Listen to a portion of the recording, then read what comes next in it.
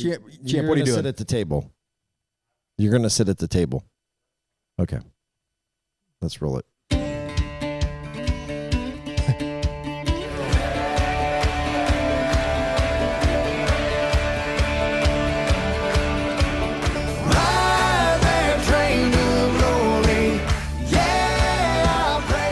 Shout out Noe Palma, Heavensville.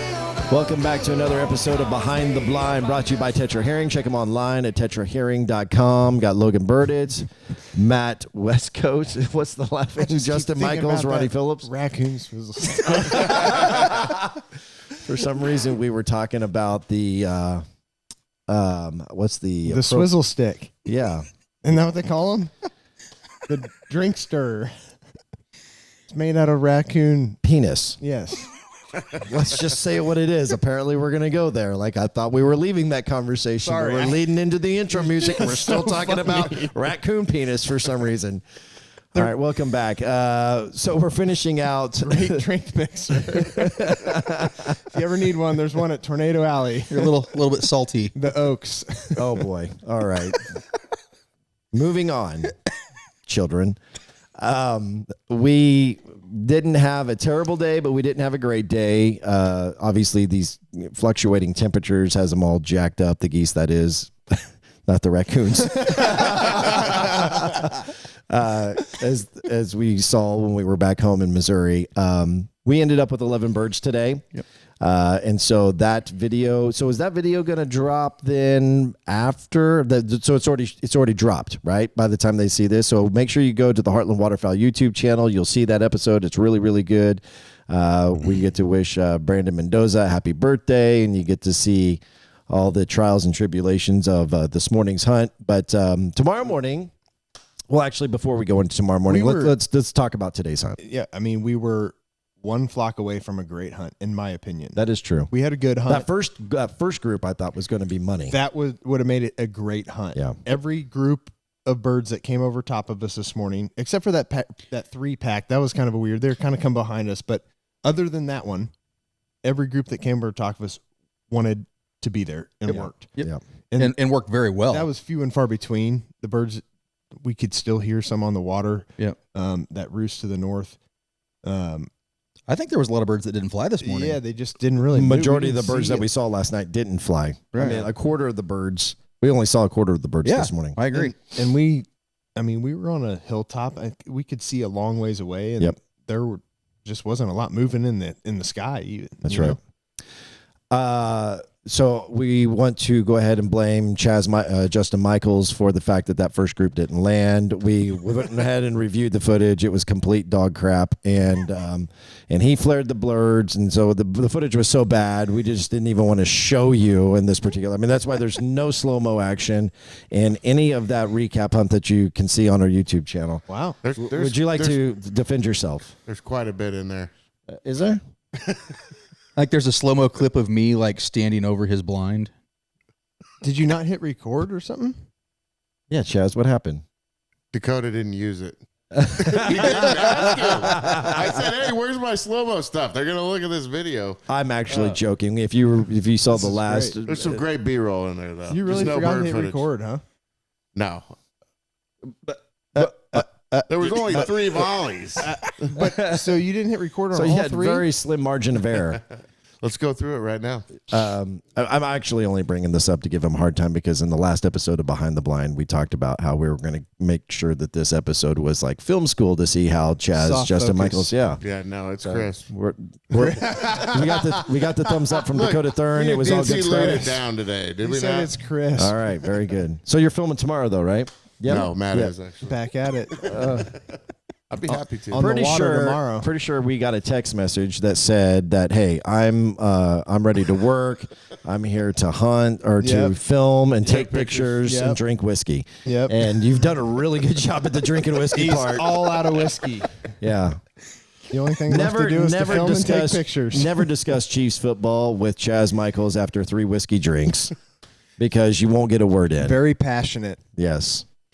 What's a the long final week. score? Final score prediction right now. Yeah. Let's just go ahead and let you get this all out. on. This is Prediction? therapy. Come on. How long do we want this podcast to be? And by the way, we're talking about the big game. The big game. The Chiefs. Chiefs and the Eagles. Chiefs 27, Eagles 20. Ooh, touchdown. It's going to be like a one-score game. 27-24. Does Jalen 27-20. Hurts get a rushing touchdown? Probably. He's only had like 14 of them all year. Yeah, I'm going to say He yes. probably gets one. It's probably going to be a 4th and 1 too, or something like that. I just want a good game. I think it's going to be you got the 2 best teams, the 2 number 1 seeds. Yep. 14-3, both of them. The Eagles haven't played anybody though. That's the only thing. We played a tough schedule this year. I'm going to go Chiefs 23. Ooh, low scoring. Yes. Eagles.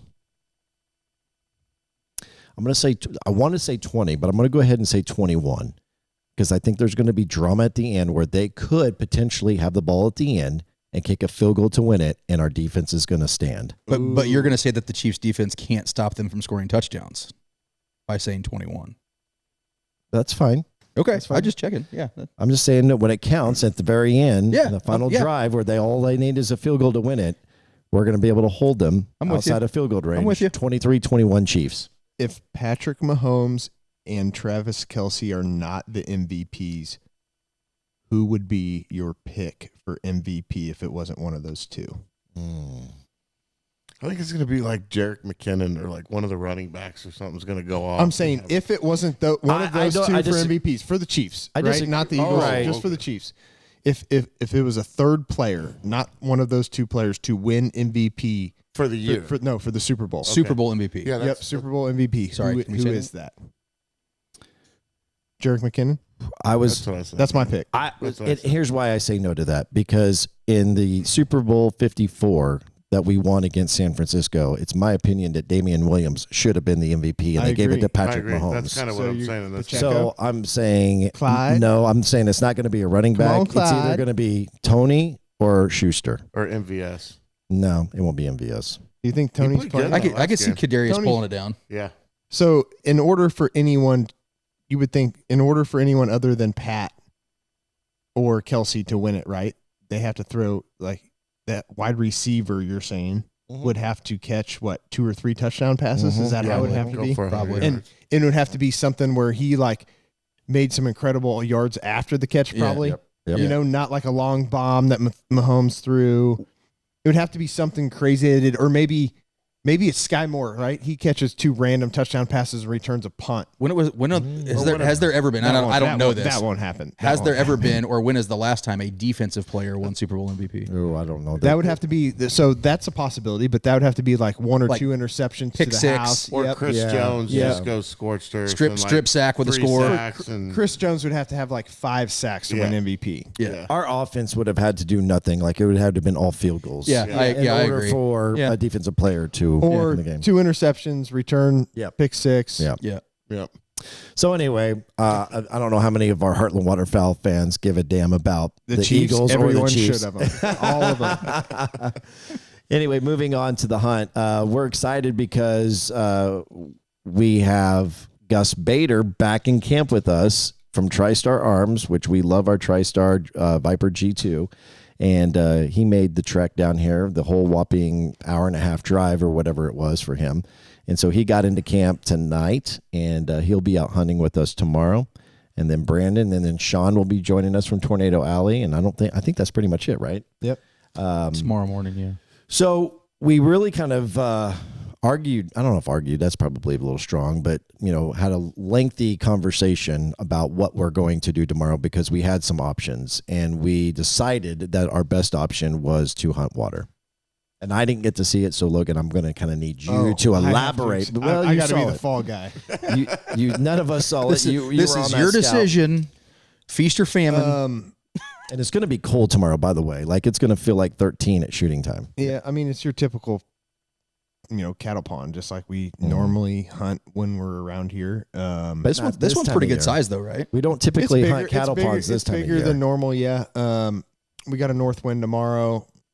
It's a lot of big geese, which there's, we're kind of catching some of the reverse right now. So there's a lot of little geese coming through, a lot of specks, and they kind of really screw a lot of things up around here at this point in time. So it's one of those deals where we might have better number hunts with little geese and specks that we can go hunt, but it's maybe you should go hunt the smaller water or the smaller feed with big geese and take your chances with the smaller groups and working big birds versus the little geese, where when we say a lot of little geese, 700-800, you're not getting the thousands and the big concentrations of the little geese, and they just don't want to work as much. And right. They mix in with the specs and they just really start screwing things up. So it's like, makes me think about that feed. I don't know what 10,000 we saw in Colorado. See, last year. I'm okay with that. When there's big numbers, it's just like snow geese. I'm okay with that. But when there's a smaller amount of little geese like that, it's like they just want to mess around and not commit, not do anything. And the specs join them and screw everything up. So it's like, all right, why don't we just take the 150, 200 big geese and take our odd chances on that? Yeah. I mean, literally, we need 4 flocks of 6 or 8 and we're good. You know, it's not like we need anything crazy. 100, 150 geese in, 10 flocks of 10 are perfect. Yep. So we hunted out of layouts today. The idea is that we're going to use the panel blinds tomorrow. Is there anything different that we're going to be doing with tomorrow's setup? No. The biggest thing is there's a lot of the same size water that we're hunting around this area. There's 4 or 5 different big pieces of water. So there are some of these birds are roosting there. There were some that came off the field and went to the south and some that went to the west. The fear is that those birds from the south and the west, which were hunting the field adjacent to the field that they're feeding in, the fear is that they, don't come back to the water, or the birds that are coming from the south and from the west don't come and give us a look first thing in the morning. When Sean saw them this morning, a lot of those birds were coming into that water before they're going out to feed because it's the closest to the water. So that's the idea, right? There are a handful of birds that are roosting there that we're going to hunt in the morning. So obviously we're going to probably most likely kick them off if they stay there overnight. But there's more birds coming to this water before they go out and feed in the winter wheat field. And really, you can't hunt the winter wheat field just because you're too close to the water and the wind's not set up perfectly for it, and it's so wet right now. Well, and the hide is just, unless you've got a good waterway and a huntable spot. Exactly. So, and it's so wet. It's so hard to get. You really want to hunt the west side of the field. They're on the east side. The east side doesn't have the best hide. If the wind's out of the west at all, it kind of screws you. It's supposed to maybe not be, it's just the water's the better option. Yep. So it's pretty safe to say that this is either going to be really good or it's going to really suck. But it's kind of a coin flip. Give us 3 or 4 flocks and everything will be fine. Well, that's what we're hoping for, right? But there's not a lot of, and I don't mean to be Debbie Downer here, but there is that going into it that this could be a flop. There's not a lot of optimism, a ton of optimism. Right? Let's be positive here. You can only. I'm do being what you realistic. the I'm trying to be realistic here. There are times where we go in and we go, we know this is a slam dunk. You can sleep. We don't really tomorrow. have that thought. I'm going to go. You can sleep in. I don't want to sleep in. I want to go. It's okay. But I'm just being realistic that there are factors that are 450,000 mallards on this pond. If they were in season, I would be a little bit more excited. I would be a lot more excited about that. Anyway, so we'll see how it turns out. Obviously, you want to make sure you subscribe, hit the notifications bell here on the YouTube channel, because we're going to be coming back tomorrow night, giving you kind of an update of what happened with tomorrow's hunt and telling you what we saw in tomorrow night's scout, so we can share with you what we're going to do the next day. One of the things I did want to bring up, and I was talking about this in the truck with Dakota, is as I was kind of going through the comments that we get on all of our YouTube videos, which, by the way, we have a strong distribution of YouTube Shorts. If you've never seen that, you need to go to our channel, then click on Shorts, and we have a lot of short form content on there. One of the guys who's actually, I don't know if he's done this or I just read this comment regularly, is asking us to kind of explain our decoy placement due to from various hunts, because it always changes.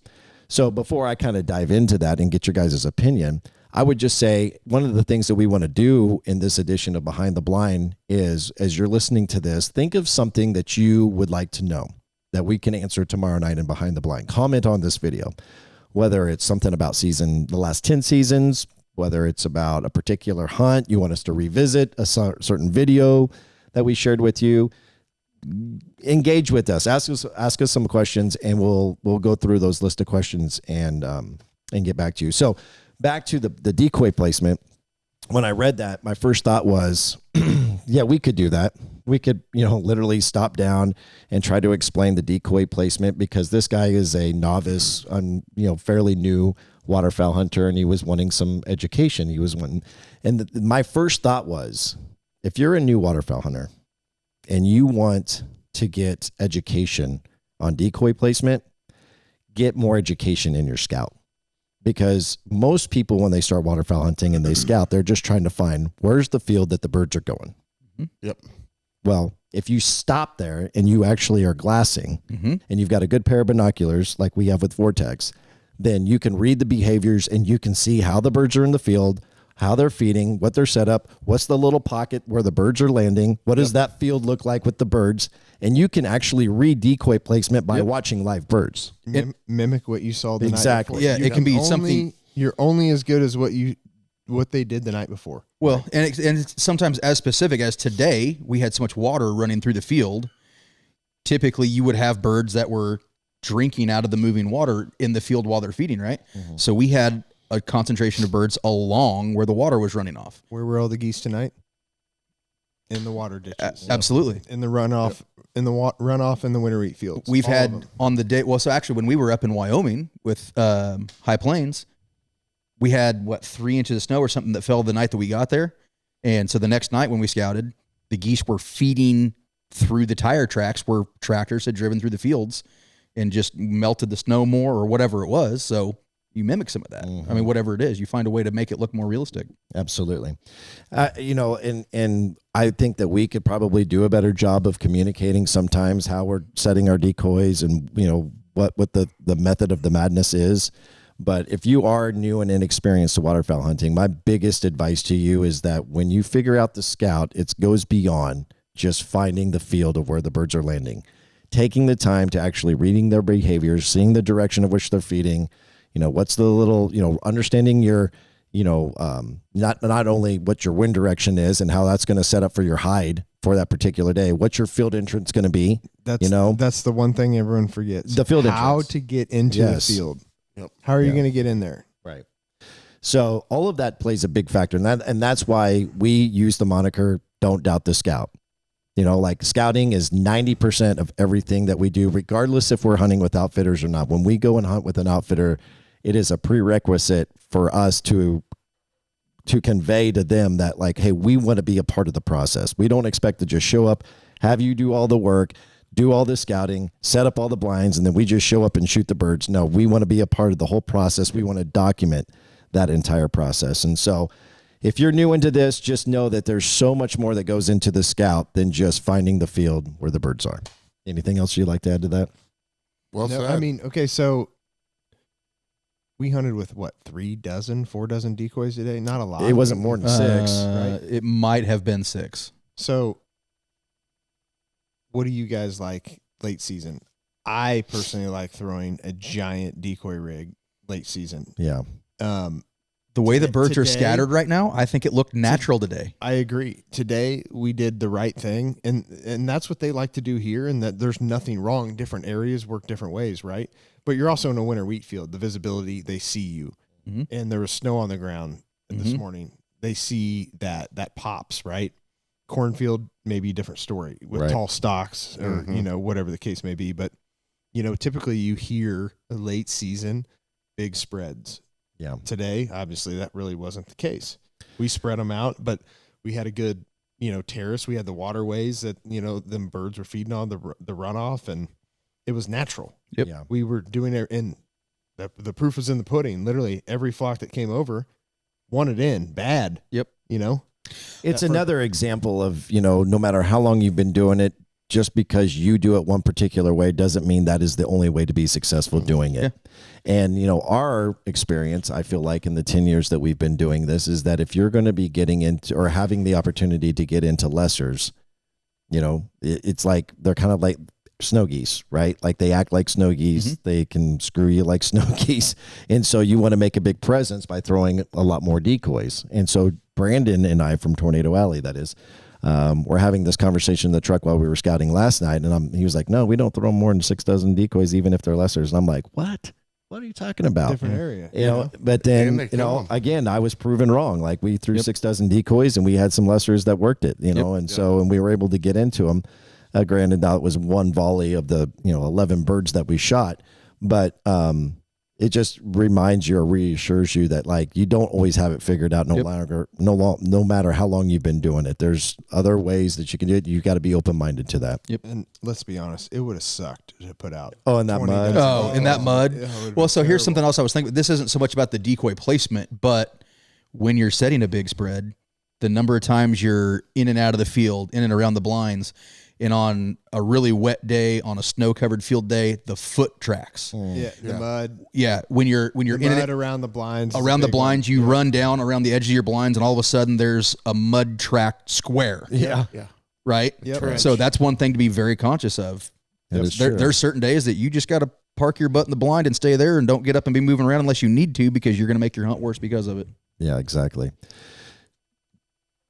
What do you Oh, got? I thought you got a microphone. Did you have something you want to add? No? Okay. So anyway, with that being said, if there's something because we're getting towards the end of the season, after this trip, there's not going to be any more waterfowl episodes until we leave for Saskatchewan, roughly first week of May, to catch the spring snows coming back to their nesting grounds. And so as we get ready to wrap up the end of season 10's production, if there's something that you'd like to engage with us about, you have any questions, no matter what it might be, feel free to comment below, and we'll try to get to those questions in tomorrow night's show or the last one. I think Champlin's trying to chime in over there. What? Spring snows in Kansas. I'm not doing that. Hey, you never know when you might be Never under a say power never. line and shoot 93 with no wind in the No fog. wind in the We can fog. leave straight from here. Hunt Monday morning. Yeah. We'll set a small spread. Small. You're going to do the 7 decoy spread? Set a small one. Just 7. I might do that. We'll shoot 50. Okay. All right. Hey, that So anyway, that's Eric Hey, Champlin off camera, that- who never wants to come on and be actually on the Behind the Blind, but he is, if you've watched any of our episodes, he is the snow goose hunting king of HW. I'm pretty sure you can use that snow goose e-color as a raccoon fight color. Might be a pretty good spot underneath that telephone pole. Huh? Just in Yeah. case you need a drink, what did you call this? Swizzle stick. Swizzle Swizzle stick. Yeah. That's what they are. Yeah. I've heard them used for multiple things. Don't act like you haven't used yours as one. Yeah.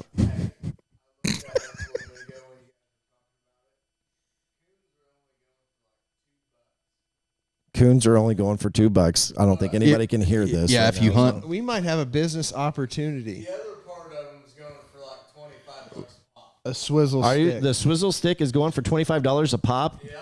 The raccoon penis is worth more than the actual hide. Are you being serious right now? Look at us. Business opportunity. What does the process include to dry, Dehydrate.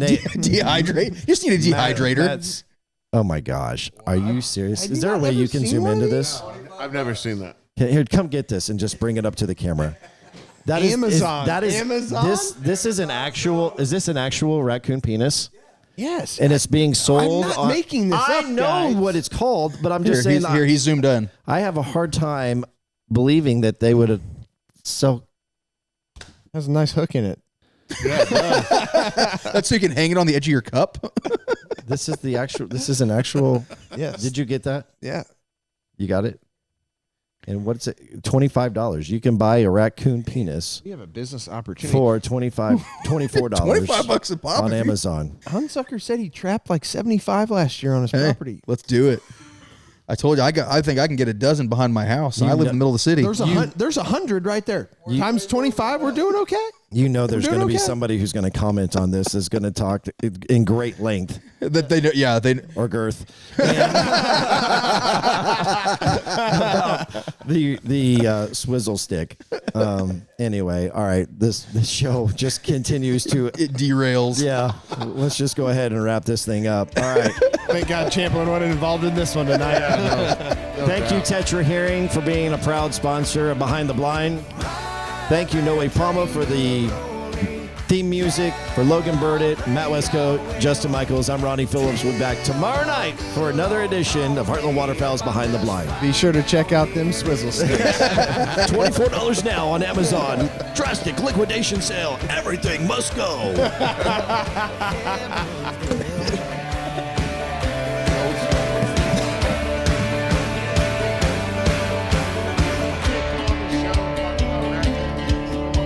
Tell me that we don't have a piece of Heartland Waterfowl Swizzle sticks.